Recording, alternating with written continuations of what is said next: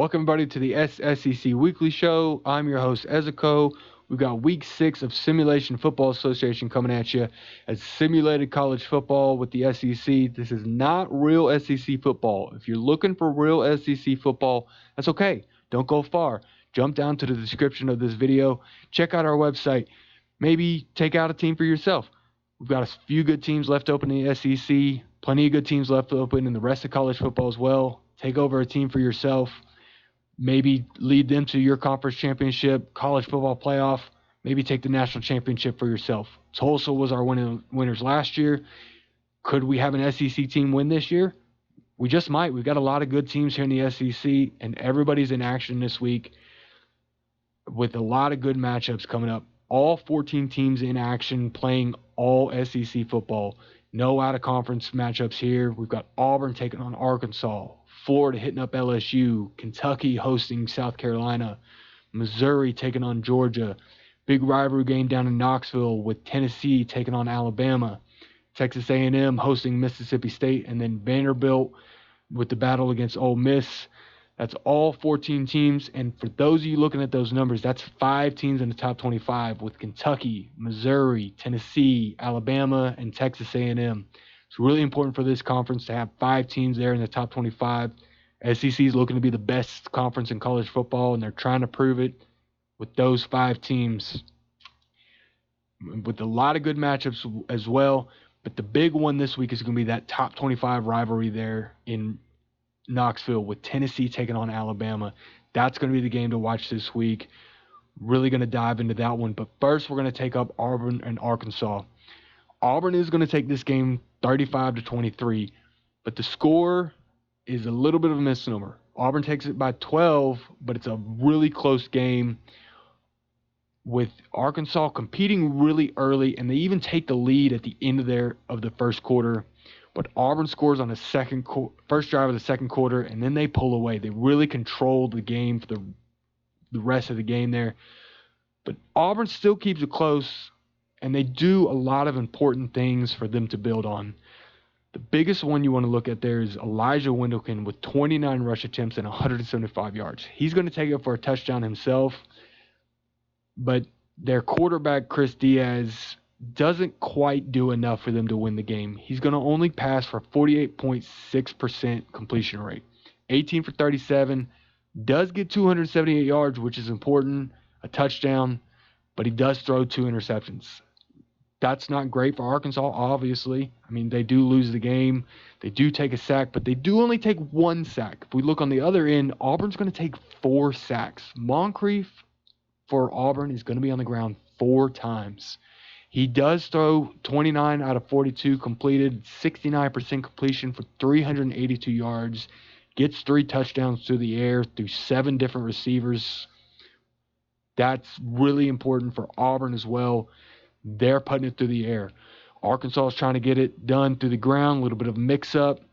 Auburn's getting it done through the air. They know their strengths, and they're going to stick to it. Only 17 rush attempts for them through 3 different rushers for only 78 yards. But they do get a touchdown through there. So still trying to keep it mixed up. Auburn knows to throw the ball. That's where they're going to score with their Jarrell Walker the fourth taking a touchdown and 109 receiving yards. Arkansas's Jack Danish is only going to take 110 yards and no touchdowns. But that's not where you were trying to win the game. You were trying to keep it mixed up. Now, Auburn's going to get sacked 4 times. Arkansas's Darius Harrison is going to sack Moncrief twice. If you're Arkansas and you're looking for some kind of silver lining to this loss, Darius Harrison is your silver lining. Getting to that quarterback 2 times just on his own. The defense getting behind that line of scrimmage 5 times for 5 tackles for loss. And then for both teams, really, no missed field goals. Auburn goes 5 for 5 on their extra points, never has to take a field goal. Arkansas goes 2 for 2 on their extra points, goes 3 for 3 on their field goals with the longest of 39. If we look around the rest of college football, look around the rest of the SEC, there's been a lot of missed field goals. So both teams going 100% for their field goals and extra points in this game is really important. because that's going to cost you games. If Arkansas misses any of those, it's a totally different story. If they don't throw as many interceptions, maybe advance that ball a little bit further, get into striking distance, they can really push that score a lot higher. So both teams do really good here. There's some few differences that make it. Auburn really controls it in the second half of the game, and they're going to advance to 2-3 overall in the season, get their first SEC win, and be 6 in the West Division, 1-1 in the SEC. Arkansas is going to fall to 2-4 on the season and 1-2 in the SEC. Going to stay just above Auburn, but you got to think Auburn is going to keep rising up those rankings as they really get into SEC play as well. So Auburn takes this one. We're going to move it down to Gainesville now with Florida taking on LSU. And this is another score that, yes, LSU wins. They win by 17 points. But if you're looking at this score, this is not the story of the game. Because this game was scoreless until the end of the second quarter. Then LSU scores. And Florida scores at the end of the third quarter to keep it close. It's 7-14 at the end of this third quarter until LSU really takes over. Now, Florida's not doing great this season. They're 1-5 overall. They're 0-3 in the SEC. But they had a game last week against Missouri where they only lost by, I think it was 11 points. And they only lose by 17 here to LSU. And if you're watching that game, again, they keep it close until the end of the third quarter.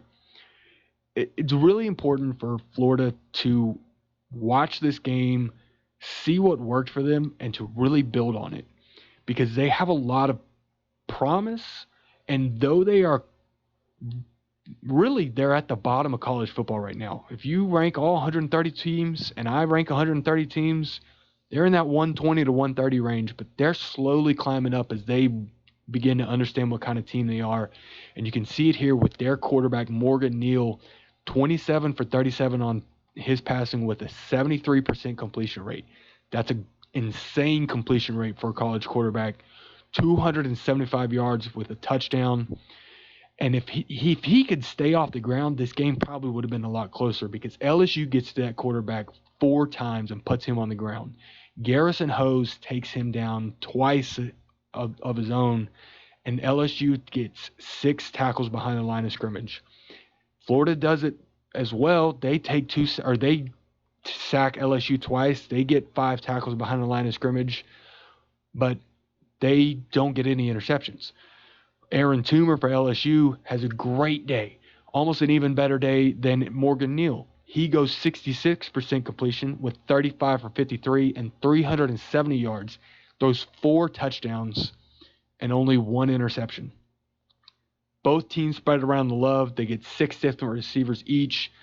Both pounded on the ground to try to set up the run, but they're not really pushing that ground game. Florida runs it 25 times between 2 different guys. Doesn't quite get 100 yards. They only get 92. But of their 2 touchdowns, 1 comes through the air, 1 comes on the ground. LSU spreads it to 4 different rushers, 30 rush attempts, 161 yards, no touchdowns. But, I mean, if you do that math there for a second, 30 rush attempts and 53 passes. LSU runs 83 offensive plays in this game. That's insane. Really up-tempo game there. Really trying to push that ball. And I think that's why they won this game. They really just tire Florida out. Because as I said, 7-14 at the end of this third quarter before LSU takes over. And you got to think at the end of that, as we go into the fourth quarter there, Florida's defense is just gassed. How much can you do when LSU's running 83 offensive plays? Now, here's where we're talking about. If Florida could have kept up the pace with LSU, gotten a few more plays, kept the game a little closer, LSU has a missed field goal here. They only go 1 for 2 on their field goal, with their longest one coming from 36 yards. But they miss a field goal. If Florida can keep that game a little bit closer, that missed field goal can really come back to haunt LSU. So as we continue to watch these games, we're paying attention to field goals. People hate them, but they are going to win you games. So Florida is going to lose this one. They're going to fall to 1-5 overall in the season, 0-3 in the SEC, and 7th, last place in the Eastern Division. And LSU 4-2 overall, 3-0 in the SEC, first in the West. They are actually first in the entire SEC, having won the most SEC games. I don't think they were a team that people were watching to really win the SEC, but they are making their case. And they could, at the end of this season, be standing on top of the rest of the conference and moving on to the college football playoff and making their own play for a championship. So that's great to see from them. Great to see the rest of the teams in the SEC really trying to advance the rest of the conference. A couple standout players for this one. Florida, again, you're looking for silver linings for this game. Michael Burrow, 6 targets, 6 catches. Perfect. Doesn't drop any, and he goes 123 yards on just those 6 catches. He doesn't score any touchdowns, but he goes over 100 yards on a 100% catch rate. LSU, though, has 2 wide receivers with over 118 yards. Marvin Thomas, 118 yards, 2 touchdowns. Cole Jones, on only 4 catches, gets you 113 yards and gets the other 2 LSU touchdowns. So LSU's air game won in this game. Florida couldn't really do much against it, and that's unfortunate for them, but they are finding things for them to build upon, and that's great. So we're going to move on from this game. We're going to move it up to Lexington. My team, Kentucky, taking on South Carolina. And we take a weird loss. I don't know. I've watched this game. I tried to understand it, and I'm still not sure what happened. Again, South Carolina wins this game. It's back and forth the entire time. It's really close, and UK is leading this game most of the game. All the way until halfway through the third, when South Carolina takes a slim lead, and then Kentucky takes the lead again at the beginning of the fourth quarter, but they can't stop South Carolina from marching down the field and scoring twice. Kentucky does get the ball at the end of the fourth quarter, but they just can't move it. They go 3 and out, and they end the game with the ball in their hand. 3 and out twice in the fourth quarter with the chance to try to take back the lead, but they can't do it. South Carolina has an amazing game, though. South Carolina is going to win this game and move 3-3 overall in the season and 2-1 in the SEC for third in the East. And they do it everywhere, really. I mean, they go 37 for 45 in their passing. That's an 82.2% completion rate for their quarterback, Kamoko Allard. 387 yards through the air, 4 touchdowns, doesn't throw any interceptions, and hits 6 different receivers. And then on the ground, they run it with 3 different people, 29 different times, 145 yards, and they're a touchdown on the ground as well. Kentucky tries to execute the game plan that we've been trying to execute. Michael Oliveros, he's not a great passer, and in this game, he steps up and performs the game plan that we've been trying to get him to do. 16 for 22 for 72.7% completion rate. That's the best completion rate he's had all season, with 228 yards and throws 3 touchdowns to the air. Hits 6 different receivers. Our rushers, we have 3 different rushers, 30 rush attempts for 222 yards, but only 1 touchdown on the ground. And this is the question mark that Kentucky has to answer. Their star, Kelvin Dupree, the Heisman hopeful at the very beginning of the season, rushes it for only 53 yards. He does get 69 yards on receptions through only 3 catches, and his 1 touchdown comes from a reception touchdown, but only 53 yards on the ground for a running back who at the beginning of the season was eyeing that Heisman trophy. He's nowhere near it now, and he probably won't get back to it. He's completely disappeared. Now, South Carolina, they get it done through the air, but they also have 29 rush attempts, 145 yards, and a touchdown of their own through 3 different people. Both teams executing the game plan on both sides of the ball, and it's really just a great game on both sides. If you were at this game in real life, this would have been a great game to watch, unless you're a Kentucky fan like me, because you see your quarterback run it 15 times and 102 yards and get a touchdown on the ground, plus the 3 touchdowns in the air. I mean, he did everything that he could, but South Carolina just came out and won the game. Now, on the defensive end, it's a pretty good game for Kentucky as well. They get to the quarterback twice. Ade Johnson with 2 sacks. They hit players behind the line of scrimmage 8 times for 8 tackles for loss. South Carolina doesn't really do the same. They only have 3 tackles for loss with 2 sacks, but they were able to stop Kentucky from advancing the ball, so they didn't have to keep pushing them forward. Now, both teams here executing their field goals as well. Kentucky goes 4 for 4 on their extra points with a field goal as well from 33 yards. South Carolina hitting 4 for 5 on their extra points, hitting both field goals, the longest one coming from 41 yards. I don't know what else to say about this game. I've been mulling it over in my head. There's not much to say, so I'm just going to stop rambling about it because I'll ramble about it all day. Kentucky's going to fall to 3-2 overall in the season for what people thought was going to be the best team in the country this year. They're performing like the real Kentucky is, honestly. 3-2 overall in the season, 1-2 in the SEC, going to be 4th in the Eastern Division. South Carolina is going to advance to 3-3 overall, 2-1 in the SEC, and they're going to take 3rd place in the Eastern Division. Let's move on from this game before I break my own heart. Let's move to our heartbreak game of this week. Missouri taking on Georgia. Georgia's kind of got the same story as Florida. They're not great this year. You're looking for some silver linings. And this is one, I'll be honest with you. Georgia should have won this game. Missouri is at the top of the SEC along with LSU. They are 5-0, completely undefeated, number 6 in the country, 3-0 in the SEC, first in the East. But Georgia's winning this game for almost the entire time. They were up 9-0 until 1 minute left in the third when Missouri scores. And for the next 7 minutes is when Missouri wins this game because they score 2 more times in that 7 minutes. And at 7.5 minutes left to go in this game, Georgia still could have come back and won because this is the score. This is the score with 7.5 minutes left.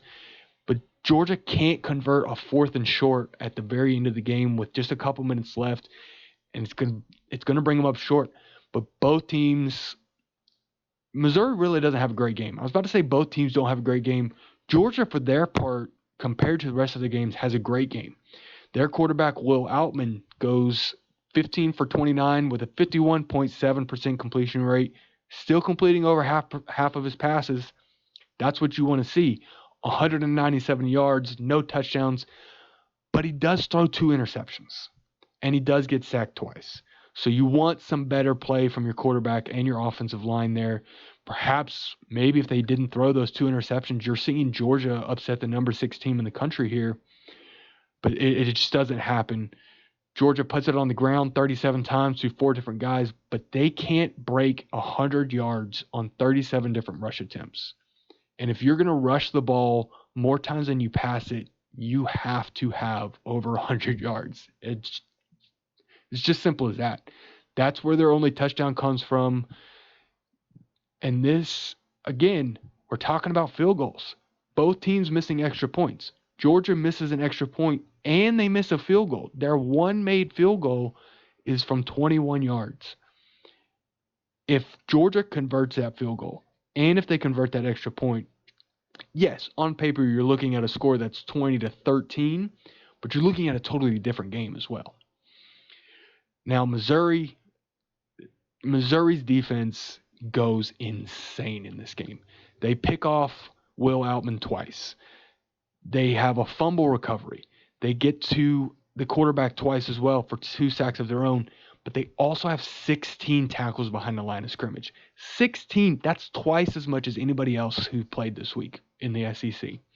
Their quarterback, Aaron Lehman, 54.5% completion rate, 18 for 33. Great day for him.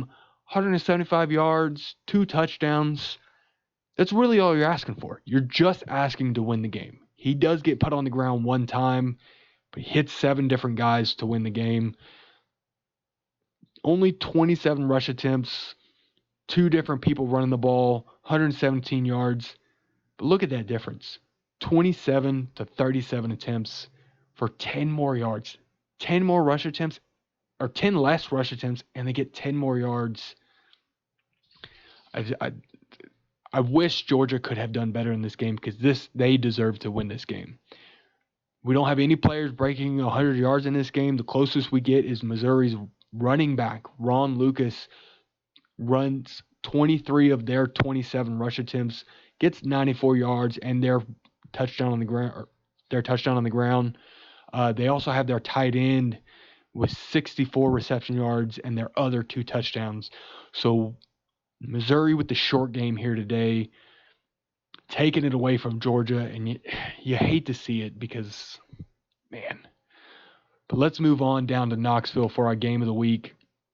Tennessee taking on Alabama. And yes, you are seeing that score right. Tennessee taking it away from Alabama. And if you are reading ahead and looking at this box score, Alabama doesn't score any touchdowns. Tennessee doesn't let them score any touchdowns at all.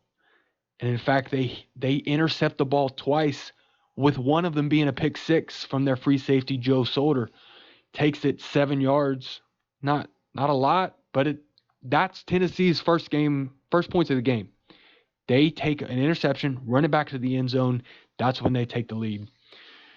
Their quarterback, Brandon Savage, doesn't have a great day, in all honesty. 55.2% completion rate, that's great. You're completing over half of your passes, 16 for 29, 205 yards, but he doesn't throw any touchdowns through the air, and he gets sacked 3 times. He doesn't throw any interceptions, which is what you want to see as well. Hits 6 different guys, but get on the ground 3 times. Your offensive line has to do a little bit better. Even though you win the game, you can't help but think Tennessee should have done better. Better than Alabama. We'll get to Alabama. Tennessee also runs it 40 times between 2 different guys for 177 yards. That's where their other 2 touchdowns come from. And then their defense, 7 tackles for loss, no sacks, but that's okay. You're hitting guys behind the line of scrimmage. 3 interceptions away from Alabama. And then if we go down to their field goals, again, I know people hate field goals, but they are so important. Tennessee goes 3 for 3 on their extra points, 2 for 2 on their field goals, the longest one coming from 40 yards. And then this is weird. Tennessee wins this game, but they punted 11 times.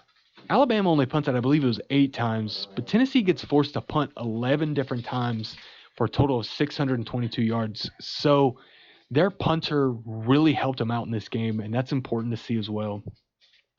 Now let's get to Alabama.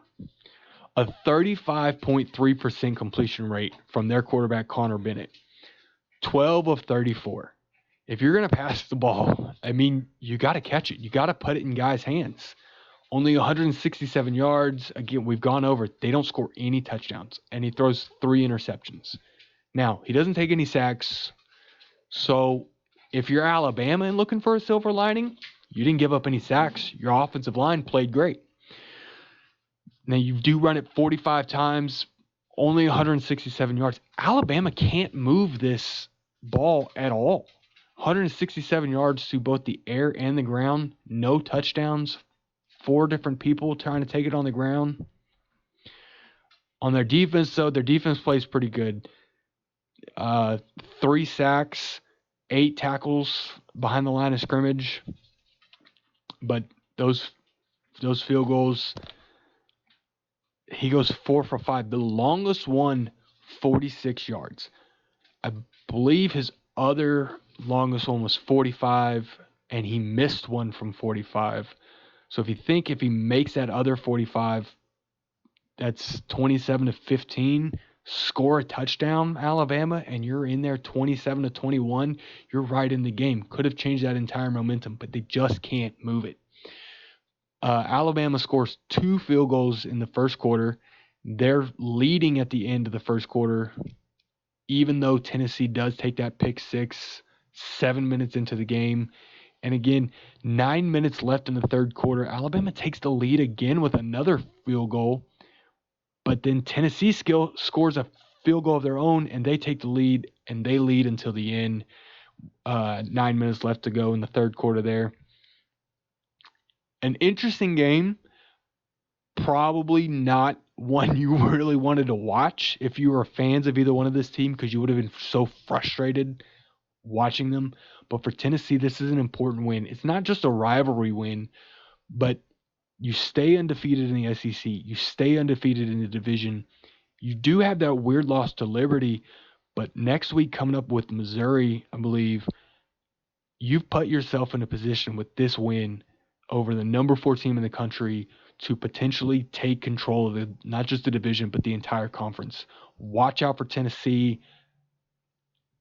They are really making a play, and you want to see better from Alabama. You just hope that this being the game that it was, who they were coming up against, that this was just an outlier. Hopefully they aren't exposed like they were exposed when they got shut out by Western Kentucky.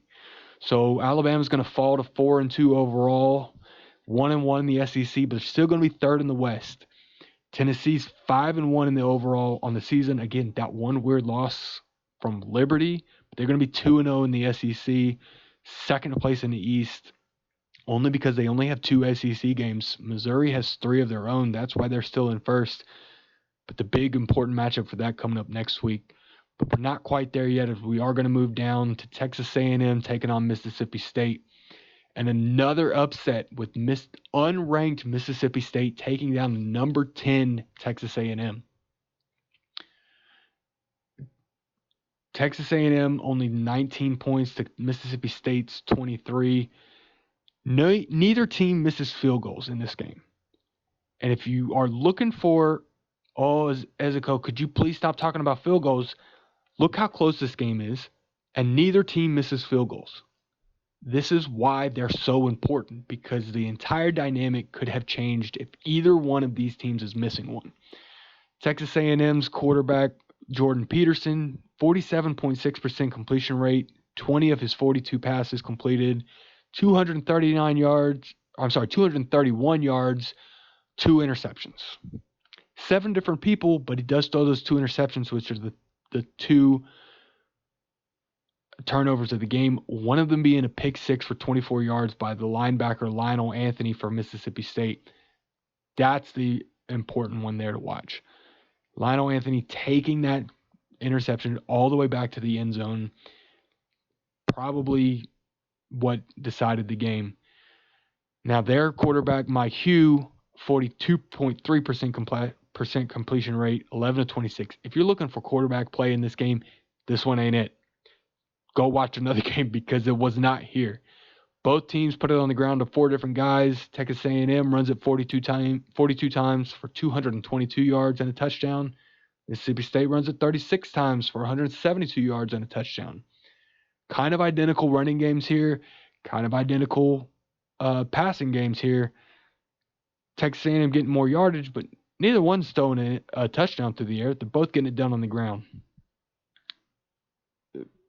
Mississippi State, the big difference maker. Again, we come back to that pick 6. Now, this game's dead even for the most of the game. They're trading back and forth. They're tied until the end. 7.5 minutes left in the fourth quarter. Their kicker, Mississippi State's kicker, kicks one from 34 yards. That's the game winner. That's what decides this game. A field goal. You hate me for saying it, but that's what does it. That's what puts them over the edge. Texas A&M, of course, only 19 points, 4 for 4 on their field goals, with the longest one coming from 36 yards. Not much to dissect in this one. Honestly, a poor game from both of them. It's just who did worse. Texas A&M quarterback Jordan Peterson, again, he gets it done through both the air. If you want to look at his air game and say, yeah, that was pretty good, but he runs it on the ground 19 different times for over 100 yards, 116 yards on the ground from their quarterback and a touchdown. And a running back as well, 21 times for only 96 yards, still almost 100 yards, but doesn't get a touchdown. Mississippi State has their running back, Ryan Hamilton, 12 different times. He runs it for 131 yards and a touchdown. He also fumbles it. But his recovery is a teammate, which is the other flip side. Trey Pelham recovers the one fumble of the game, but he also runs it for 12 yards or 12 times, and he only gets 7 yards. Both of these running backs run it 12 times. One for 131 yards, one for 7 yards. Mississippi State, if you're listening, if you have a coach, if you're listening, give it to Ryan Hamilton and just run the ball. You want to win more games, that seems to be your recipe. Texas A&M does fall in this game. They're going to go 3-3 overall, 1-2 in the SEC for fourth place in the Western Division. Mississippi State is going to improve to 4-2 overall, 2-1 in the SEC, and they're going to be in second place in the Western Division. That's impressive for people who did not expect Mississippi State to really be doing anything. We've got the top two teams of the SEC and the top two teams of the SEC West, LSU and Mississippi State, teams that I don't think people were really expecting, leading the way. We're going to leave the Maroon Bowl here, and we're going to go down to Nashville for the bottom of the SEC. Vanderbilt taking on Ole Miss. And honestly, this was a decent game, even though both teams are not good at all. It's still a good game. You know, if you're watching this one, it's better than some of the other games that we just saw. Vanderbilt takes it 20-17. They're going to move up to 2-3 overall in the season, 1-2 in the SEC, sixth place in the East. Ole Miss 0-5, 0-2 in the SEC, last in the West, last overall in the SEC, with Florida having a win of their own. Let's see if we can find some silver linings here for Ole Miss. Vanderbilt's quarterback is going to be Rudy Hendricks, and he's going to have a 47.2% completion rate, 17 of 36, over 200 yards and 2 touchdowns. Throws an interception, but, 2-1, you could do a lot worse. Gets put on the ground twice, though. Spreads it to 6 different receivers. One of the receivers is Matt Tolliver. Gets 106 yards with a touchdown. That's great to see. I don't believe Vanderbilt has a coach, but if they did, if somebody's watching this and they say, I'm a Vanderbilt fan, we can do better than that. Look at Matt Tolliver. Look at your quarterback, Rudy Hendricks. Try and get them paired up. 3 different rushers. Pedro White's going to be their leading rusher with 110 yards and a touchdown of his own. He also gets 51 receiving yards. So Pedro White's an important guy to watch there for Vanderbilt as well. They're going to rush it overall 34 times, 116 yards, and 1 touchdown. Now, Ole Miss, their quarterback, Marquez Heredia, 56.5% completion rate, 26 of 46 on his passing.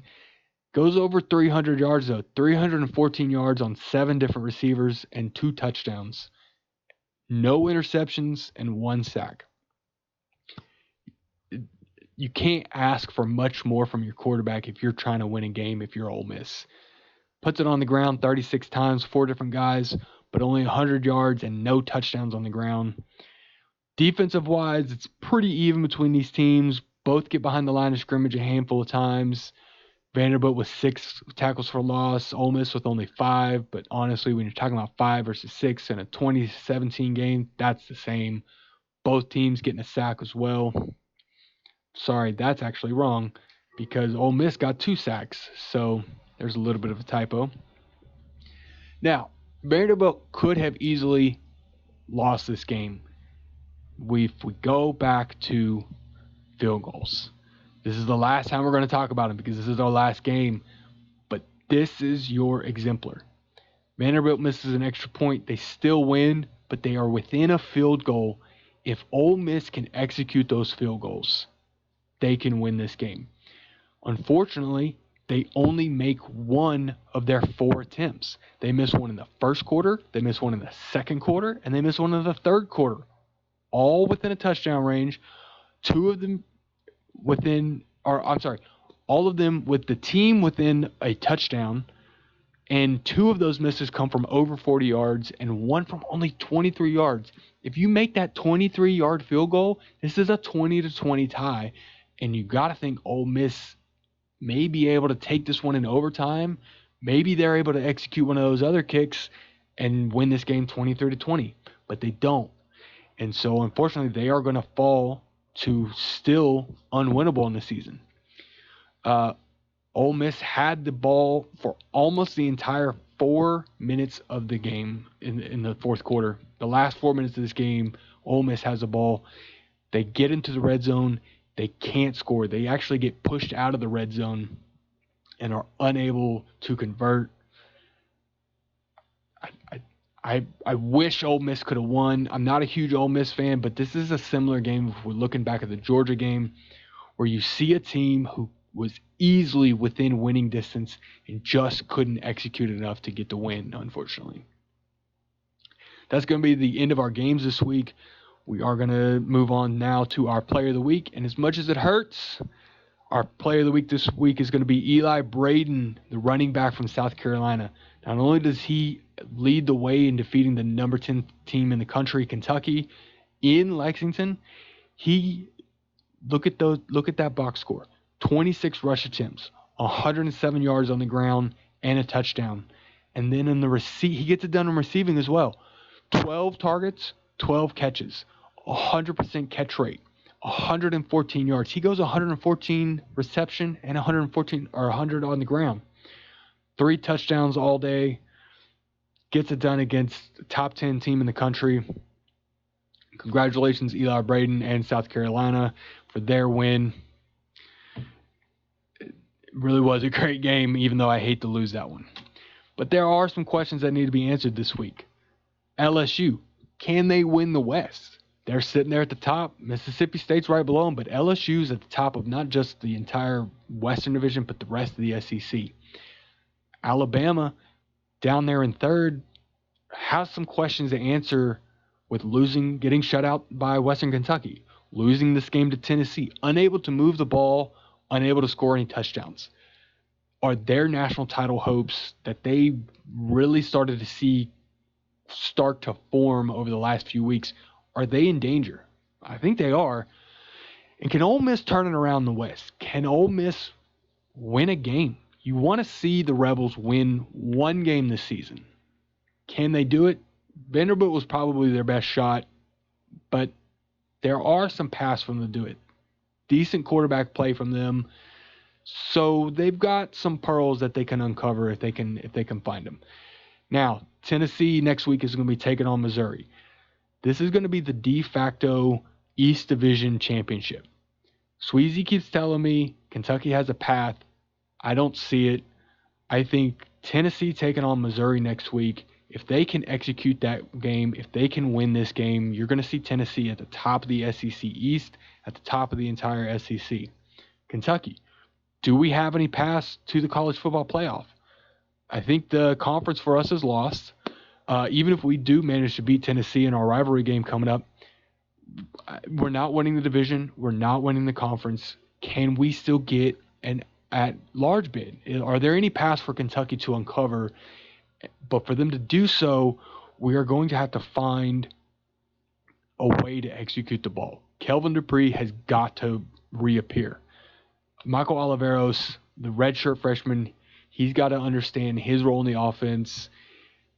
You can't put the ball in his hand and expect him to win the game. Not for a freshman. Kelvin Dupree has got to execute. So what is Kentucky going to do? And Florida, can you get out of the basement? Can you swap places with the basement-deserving Vanderbilt? What can you do to get out of there and start to understand your team and start moving up, start advancing through the years so that in a couple years we're looking at Florida back on top of the SEC where they deserve to be? Let's turn our attention next week. We've got a couple marquee matchups. We're going to have all teams back on the field next week.